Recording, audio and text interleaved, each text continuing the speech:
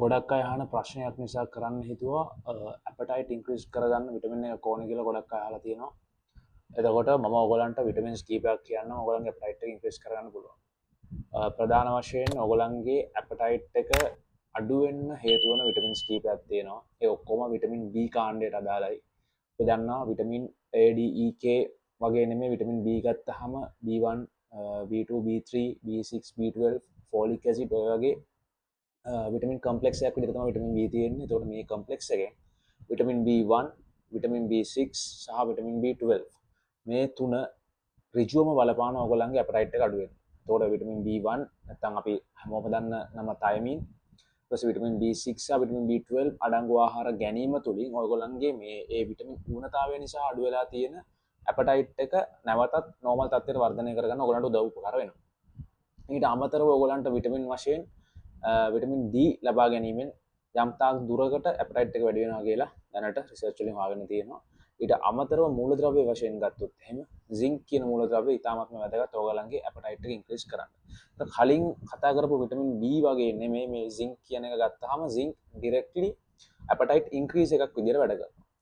මේ කතා කරපු විටමින් B කම්ප්ලෙක්ස් එක විටමින් D සහ zink වලට අමතරව ඔයගලන්ගේ ඇපටයිට් එක වැඩි කරන්න හේතුකාරක වෙන හර්බල් ප්‍රොඩක්ට්ස් තියෙනවා. ඒ හර්බල් ප්‍රොඩක්ට්ස් තමයි ප්‍රධාන වශයෙන්ම ෆෙනුග්‍රීක් නැත්නම් අපි උළුහල් කියලා වෙනම මම ඔයගොල්ලොත් එක්ක උළුහල් ගැන කතා කරලා බලන්න පුළුවන්. ඒ වීඩියෝ එක බලන්න YouTube එකෙත් තියෙනවා, TikTok එකෙත් තියෙනවා.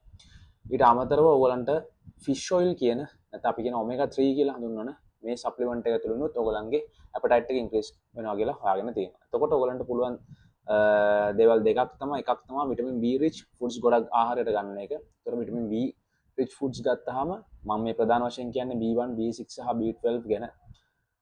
ඔයගලන්ට ගන්න පුළුවන් red meat, fish, egg, ඊට පස්සේ poultry, ඊට පස්සේ ඔයගලන්ට ගන්න පුළුවන් legumes, seeds ಜಾති, nuts ಜಾති මෙන්න මේ දේවල්.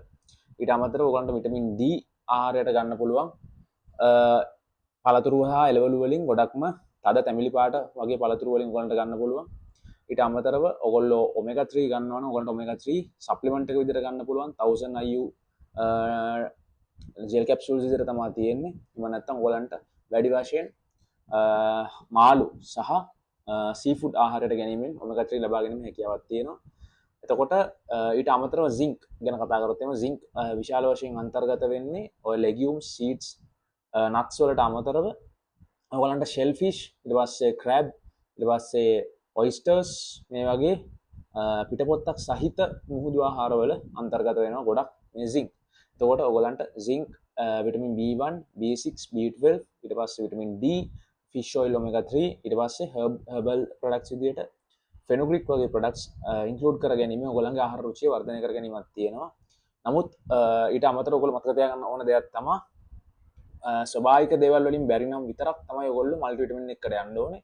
සහ විටමින් ගත්තාම ශරීරය ඒකෙන්ම මහත් වෙනවද නැද්ද කියන එක මම ඔයගොල්ලන්ට කලින් විස්තර කරලා තියෙනවා. මෙතනදී ඇත්තටම වෙන්නේ ඇපටයිට් ඉන්ක්‍රීස්මන්ට් එකක් විතරයි නැතුව ගන්න විටමින් ප්‍රමාණය මත ඔයගොල්ලන්ගේ ශරීරය මහත් වීමක් ඔයගොල්ලන්ගේ බර වැඩි වීමක් සිද්ධ වෙන්නේ නැහැ. ඒක ඔයගොල්ලෝ අනිවාර්යෙන් මතක තියාගන්න ඕනේ.